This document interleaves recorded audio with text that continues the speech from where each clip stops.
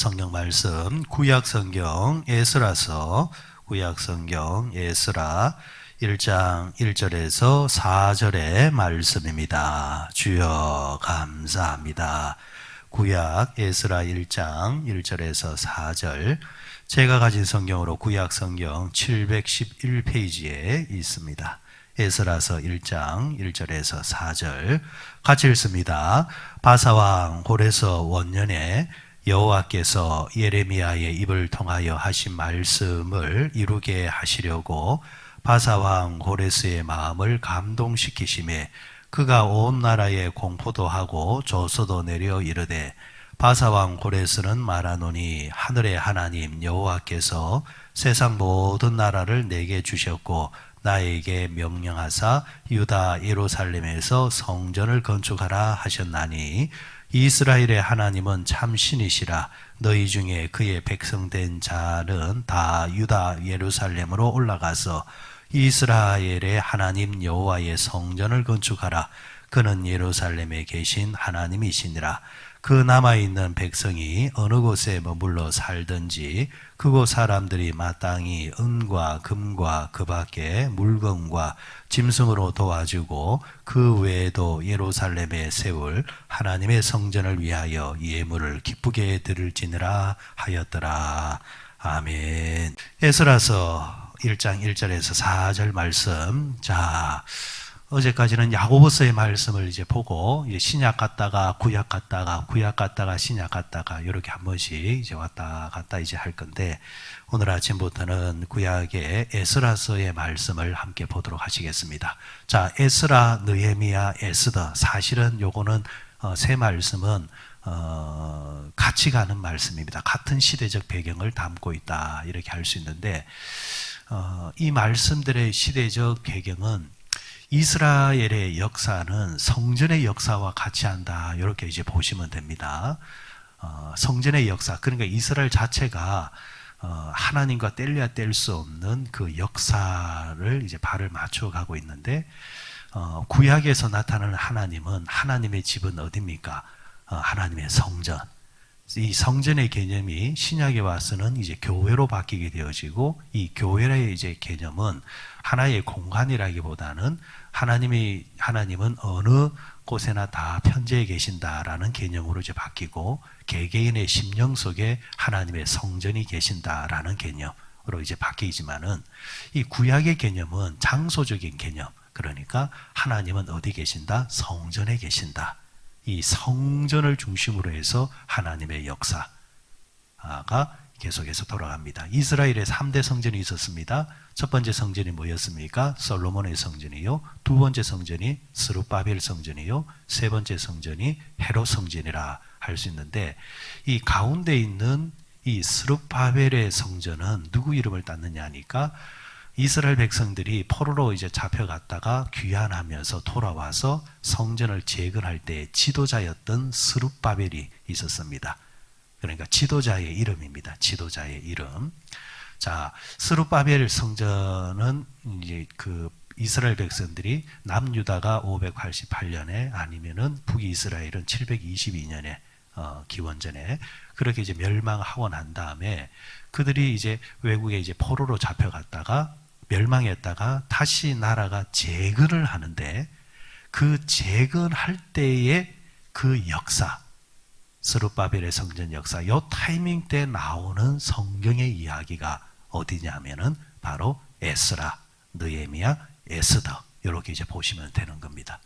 이제 요런 이제 시대적 배경을 가지고 에스라의 이제 말씀이 이제 쓰여졌는데, 요런 바탕을 깔고 있으니까 이 에스라 말씀을 항상 볼 때에, 지금 이 시대는 이스라엘 백성들이 포로로 잡혔다가 이제 돌아오면서 그들이 제일 먼저 한 것이 뭐였다? 성전을 재건하는 것이었다 라는 거.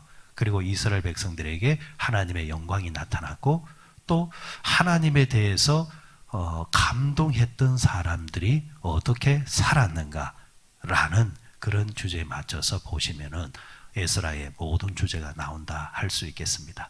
자, 첫 번째 오늘 말씀으로 에스라 1장 1절에서 4절에 보면은 하나님의 이제 감동에 대한 이야기가 나옵니다. 하나님께서 감동하셨다. 여러분 지금 시대가 사람을 요구하고 있습니다. 어느 사람을 요구하고 있습니까? 지도자를 요구하고 있습니다. 그런데 지도자가 어떤 지도자를 요구하고 있습니까? 국민들의 마음을 감동시켜주는 지도자. 뭘 잘한다, 뭐가 멋지다 이런 지도자 말고 국민들의 마음을 감동시켜주는 지도자를 찾고 있는데 감동이 되지 아니하니까 사람들이 이제 실망을 한단 말입니다. 그죠? 그런데 여러분 이 시대뿐만이 아니라 어느 시대나 마찬가지입니다. 보통의 사람들은 자신들을 지도하는 사람들에 대해서 감동받기를 원합니다. 정치적인 지도자 이러면은 저는 인도의 간디가 참 감동스러운 사람이었다. 저는 그렇게 생각합니다. 왜냐하면은 이 간디는 간디가 지도자로 있을 때는 이 인도가 영국에 종속되어 있을 때, 그러니까 영국으로부터 해방을 하려고 몸부림칠 때 그 상황이란 말입니다. 그런데 인도가 얼마나 나라가 큰 나라입니까? 그죠? 땅도 크고 사람도 많고 사람들의 마음을 하나로 묶어낸다는 것은 정말 힘든 겁니다. 그런데 이 간디라는 이 지도자 한 사람에 의해서 그 민족이 결집을 한단 말입니다. 그런데 그 방식이 뭐냐면은 무저항입니다. 무폭력입니다. 비폭력적인 방법을 가지고 인도 국민들을 하나로 만들어낸단 말이죠. 그래서 인도의 이 혼이다라는 별명이 붙을 정도로 간디는 리더십이 나왔는데 뭐 싸움을 잘한다, 폭력을 잘한다, 뭐 이런 식으로 한 것이 아니라, 그래서 심지어 영국에 대해서도 이 사람은 존중을 받고 신사적인 사람이다라는 칭함을 받을 정도로 간디는 많은 사람들에게 감동을 통해서 민족을 하나로 이끌어내고 결국에는 독립으로 이끌어내는 데까지 가는 것을 보게 되어집니다. 이런 일화가 있습니다. 간디가 어느 날 기차를 타고 갑니다. 가는데 뭐 실수로 신발 한 짝이 기차 밖으로 떨어진 겁니다. 여러분 같으면 어떻게 하시겠습니까? 이 간디는 떨어지자마자 어떻게 했냐니까 나머지 신발 한 짝을 창밖으로 던져버립니다. 옆에서 묻습니다. 왜 그럽니까? 하니까 누군가에게 쓸모있는 신발이 되기 위해서는 짝이 돼야 되지 한 짝만 있으면 되겠는가? 그러니까 늘 뭐예요? 다른 사람에 대해서 생각하고 존중하려는 마음이 그 속에 배어있다는 겁니다. 오늘 우리의 지도자들이 실망하는 게 뭡니까? 자기 손에 잡히는 권력이라는 거기에 목숨을 건단 말이죠. 상대를 죽이려고 하고 상대를 넘어뜨리려고 하고 그리고 천군 백군 나눠가지고 기싸움이나 하려고 하고 그런 식이란 말이죠. 감동이 옵니까? 싸울 때는 정신 없으니까 미친 듯이 속해가지고 하지만은 결국에는 나중에 허망한 밖에 없습니다. 왜? 이 사람도 내 백성이요, 저 사람도 내 백성인데 결국 싸움에서 이긴 자는 아무도 없습니다. 그런데 간디와 같은 이런 지도자들은 그것까지 내다본단 말입니다. 그래서 하나 되게 만들려고 최선을 다하고 그 하나 된 그 결집의 힘을 통해서 또 나라를 세워나가고 그 방식이 항상 감동이라는 거죠. 감동. 이런 감동을 오늘날 우리가 세상에서 찾으려고 할 때에 잘 찾지 못하니까 우리를 실망스럽지만은 그러나 여러분 이것이 신앙적인 개념으로 오게 되어지면은 세상의 사람들이 감동을 준다 한들 항상 사람이기 때문에 한계는 있습니다. 결국 세상을 바르게 인도해 가는 것은 사람을 통해서 역사하는 감동이 아니라 하나님의 감동이라. 곳곳에 하나님의 감동이 있고 하나님의 감동이 역사하면은 사람이 되었든지 나라가 되었든지 그 감동에 의해서 세워져 나가고 역사는 물줄기는 바뀐다라는 겁니다. 오늘 성경에서 나오는 이 하나님의 감동이 바로 그와 같은 감동이요. 이 하나님의 감동에 감동했던 사람들이 그 감동에 따라서 살았을 때에 이스라엘의 역사가 바뀌어 나가는 것을 보게 되어집니다. 자, 본문의 상황. 자, 이스라엘 백성들이 이스라엘이 멸망을 합니다. 이제 멸망을 하고 남유다가 BC 586년에 이제 멸망하면서 이스라엘은 완전히 이제 역사 속에서 공식적으로 이름이 사라집니다. 이제 종속이 되는 거죠. 그때 포로로 잡혀가는데 바벨론에 이스라엘 백성들이 유다 백성들이 잡혀갑니다. 자, 이 잡혀갔는데 70년이 지날 쯤 되어졌을 때에 하나님의 감동이 이스라엘 백성들에게 임하게 되어집니다. 이스라엘 백성들이 이제 돌아오는 이제 그런 타이밍을 잡게 되어지는데 인간의 노력이 아닙니다. 하나님께서 딱 이제 그 당시 역사의 배경을 하나님께서 만들어 가시는데 어떻게 만들어 가시냐니까 바벨론이 페르시아에게 잡아먹힙니다. 그러니까 이스라엘을 잡아먹었던 바벨론. 그 바벨론이 성경에는 메데라하고 바사라 하는 그런 제국의 이름으로 나옵니다. 그 이름이 그 역사에는 페르시아. 이 페르시아 제국이 바벨론을 딱 잡아먹는단 말입니다. 그때 페르시아의 일대 왕이 누구냐니까 오늘 본문에 나오는 고레스라는 왕입니다. 이 고레스라는 왕이 페르시아의 제국의 왕이었을 때에 그러니까 자 생각해 보십시오. 바벨론을 잡아먹으니까 자연스럽게 페르시아가 바벨론 제국의 모든 나라의 주인이 되는 거죠. 바벨론이 정복했던 나라도 자연스럽게 페르시아의 신하국으로 들어오는 겁니다. 자, 그런데 이때가 약 한 그 페르시아 제국이 오늘 본문에 나오는 배경이 약 한 100년입니다. 100년인데 538년 정도부터 해서 438년 정도까지 그 사이에 100년인데 그러니까 다 아시는 이야기지만은 기원전은 시간이 거꾸로 갑니다. 538년에서 438년. 그래서 어디까지 옵니까? 1까지 오잖아요. 1이 어디입니까? 예수님. 그래서 그걸 주전이라 이래 하죠. 주전이 뭡니까? 주님이 오시기 전. 여러분, 세계 역사는 주님 빼놓고는 설명이 될 수가 없습니다. 주전이라는 말은 예수님이 오시기 전. 그 다음에 예수님 이후로부터 뭘 합니까? 주후라 하죠. 주후가 뭐예요? 예수님이 오신 후. 이렇게 이제 서양 역사는 달력은 이렇게 움직입니다. 그러니까 주전이니까 예수님까지 올 때까지 이 날짜가 숫자가 거꾸로 오는 겁니다. 538년에서 438년 100년 사이에 그 배경을 가지고 있는데 이 100년 사이에 이런 이제 역사가 이제 일어나기 시작하는 겁니다. 이거는 이스라엘 백성들이 어떻게 해서 되어지는 것이 아니라 하나님께서 당신께서 하신 말씀을 지키기 위함이셨고 또 하나님께서 제국의 그 배경들을 움직임으로 통해서 하나님의 말씀이 그대로 성취되게끔 만드시는 하나님의 섭리가 그 뒤에 있다라는 이야기입니다. 자, 하나님의 섭리에 의해서 페르시아가 바벨론 제국을 이제 잡아먹습니다. 자, 그런데 이 고레스라는 왕이 재밌는 사람이에요. 고레스라는 사람이. 이 고레스라는 사람은 하나님을 믿는 사람이 아닙니다. 다만 그는 어떤 정책을 펼쳤느냐 하니까 페르시아 제국에 속한 모든 나라들, 어떤 나라든지 고레스는 존중하겠다라는 겁니다. 유화 정책을 펼치는 겁니다. 유화 정책을.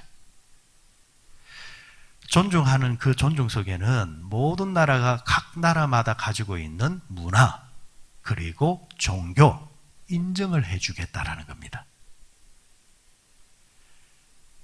자, 그런 이제 배경을 담고 있을 때에 고레스가 어느 날 이스라엘, 유다가 눈에 들어오는 겁니다.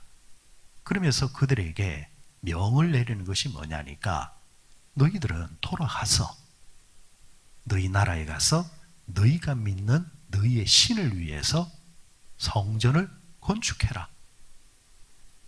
이런 명령이 떨어지는 겁니다. 사실은 있을 수 없는 이야기예요. 여러분, 믿지 않는 자가 교회에 와서 교회를 건축하라는 겁니다. 믿지 않는 자는 교회 건축하면 방해하잖아요. 못 짓게 만들잖아요. 민원을 넣잖아요. 그런데 믿지 않는 자가 와서 하는 이야기가 아이고 옆에서 보니까 교회가 왜 이래 녹슬었습니까? 교회가 왜 이렇습니까? 이래가지고 예배 제대로 되겠습니까? 교인 여러분, 여러분들 빨리 교회 지으시오. 이렇게 말을 한단 말이죠. 공무원들이 와가지고 관련된 법들에 대해서는 우리가 편의를 다 봐줄 테니까 법을 바꿔서라도 해줄 테니까 교회를 지으시오. 이런단 말이에요. 이게 여러분 지금 본문의 상황이에요. 하나님을 알고 있고 하나님을 믿는 자라고 한다면 이해를 하죠. 그런데 하나님을 전혀 믿지 않는 자인데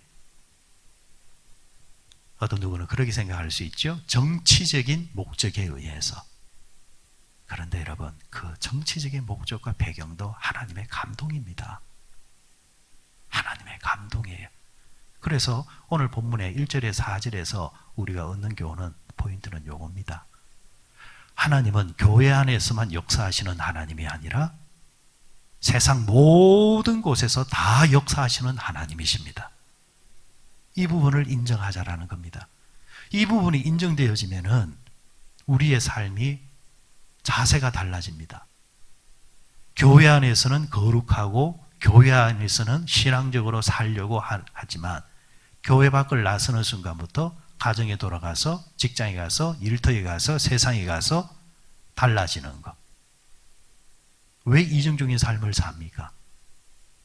교회 안에서는 그토록 말이 부드러운 사람이 교회 밖을 나서는 순간부터 그 입이 거칠어지는 이유가 뭡니까? 세상 한가운데서도 하나님이 여전히 나를 보고 계시고 역사하신다는 것을 인정하지 않기 때문입니다. 왜 교회 안에 들어오면 거룩하지만은 교회 밖을 나서면은 거룩이 없어집니까? 하나님은 교회 안에만 계신다라고 스스로 생각하고 있고 인식하고 있기 때문입니다. 그러나 성경은 아니라 말씀하십니다.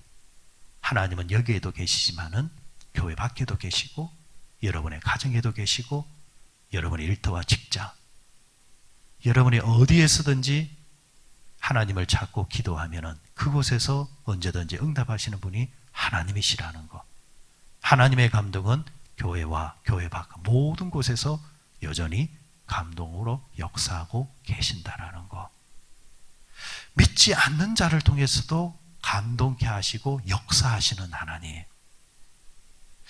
그러면 여러분, 이 말씀을 우리가 고백하고 믿게 되어지면은 우리는 어떤 기도를 할 수 있느냐니까.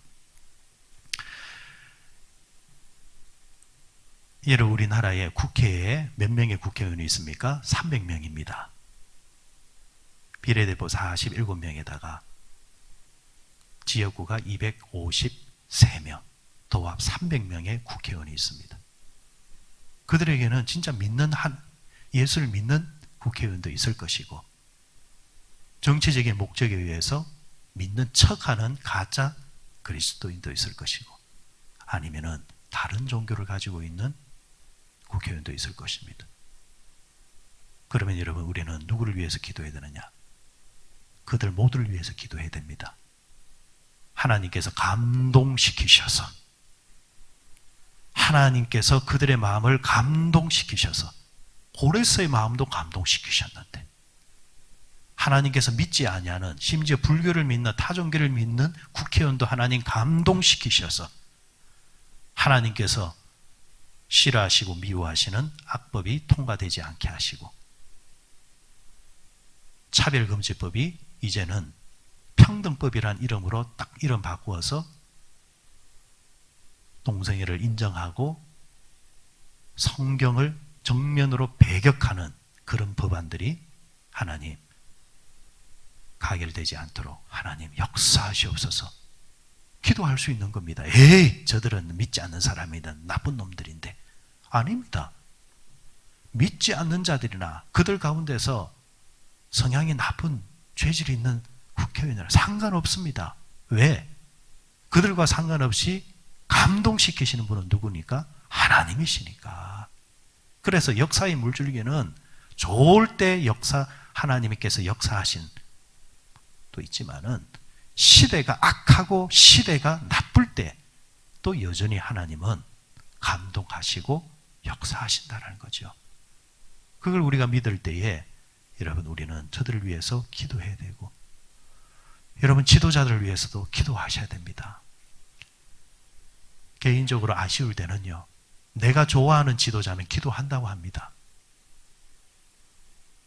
아니 목사님 그 사람을 위해서 왜 기도해요? 기도해야죠. 기도해야죠. 한국 사람들은 얼마나 나누기를 좋아하는지 모릅니다. 그거는 여러분 성경적으로 말하면 무슨 짓이다?